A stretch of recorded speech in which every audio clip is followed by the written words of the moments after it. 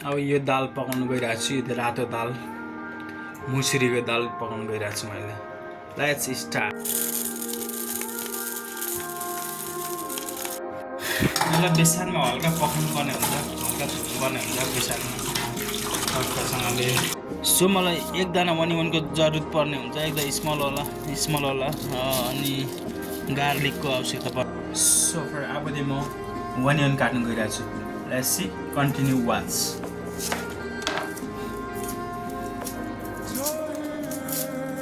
टक्कसँग यसको बोक्रा एकदम काट्नुपर्ने हुन्छ। बोक्रा काटेपछि चट्ट अनियन। सो अब जम्मा 3 पोटी गार्लिक लसुन आवश्यकता पर्ने गर्छ मलाई। सो म यो पनि एकदम फटाफट एकदम छिटो तयार गर्नेछु। एक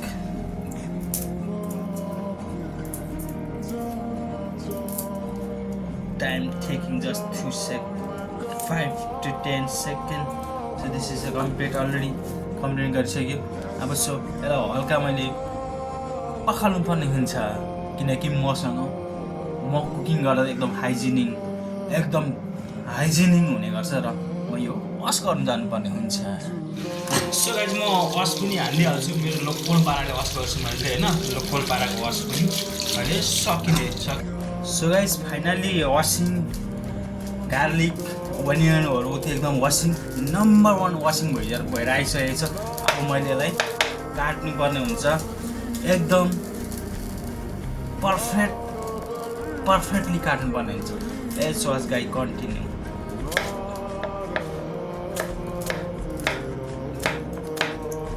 टक्क मैले लोकल पाराले अनियन काट्नु गइरहेको छु। ल मलाई काट्ने टाइम जस्ट ओन्ली 5 मिनट। अब गार्लिकतिर म गइरहेको छु। दालमा चाहिँ एकदम गार्लिक लाएर खाँदा एकदम स्वादिष्ट हुने गर्छ, त्यही भएर मेरो प्रजा चाहिँ गार्लिकमा छ। मलाई गार्लिक लाएर दाल पकाएको एकदम मनपर्छ र मैले गार्लिक पनि अलरेडी गार्लिकलाई नि हानिदिइसकेँ, एकदम साइज टु साइज काटेर रेडी गरिसकेँ। So let's watch guys. Cooking well important. यो कुकिङ वेल छैन भने हामीले भान्सामा केही पनि कुकिङ गर्न सक्दैनौँ। सो त्यही भएर म अहिले अलिकति कुकिङ वेल युज गर्न गइरहेको छु। Let's watch guys, continue. हल्का भान्सामा एकदम कुकिङ गर्दाखेरि एकदम प्यास लागेको हुनाले म हल्का वाटर ड्रिङ्किङ गर्न गइरहेको छु।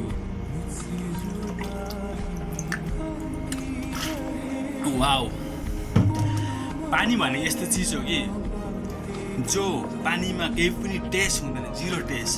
तर मानिसलाई पानी नभई कुनै पानी एकदम खल्लो, तर यो पानी भएन भने हामी बाँच्न सक्दैनौँ। हामी मात्रै होइन, जीव प्रणालीहरू त्यो पानी बिना बाँच्नु सक्दैन केही पनि चिज। तर पानी छैन भने यस संसारमा केही पनि रहन सक्दैन। त्यसो भनेदेखि अब मैले भाँडामा ओइल लाउनु गइरहेको छु। Let's watch guys, continue. Thank you. अब भाँडामा तेल लाउनु गइरहेको छु। लिटल बिट इनफ, धेर पनि लाउनु हुँदैन। सो गाइस अलरेडी तेल पनि हट भइसकेको छ र सबैभन्दा पहिले अनियन भन्दा मैले गार्लिक युज गर्ने गर्छु पहिले। त्यही भएर ल लगाइदिउँ गार्लिक पनि। गार्लिक फर्स्ट लाउनु पर्ने हुन्छ। अब म त्यसै गरी लाउन गइरहेको छु अनियन प्याज लाउन गइरहेको छु। Let's watch, continue. अब मैले लाउन गइरहेको छु हल्का हल्दी पाउडर। हल्का भाँडामा कम्ती जस्तो हल्का प्याजलाई नडरोस् भनेर हल्का घोल्नु पर्ने हुन्छ, त्यसैले मैले युज गरेँ स्पुन। त्यसै गरी हल्का मैले सल्ट, नमक पनि युज गर्ने पर्ने हुन्छ। त्यसपछि त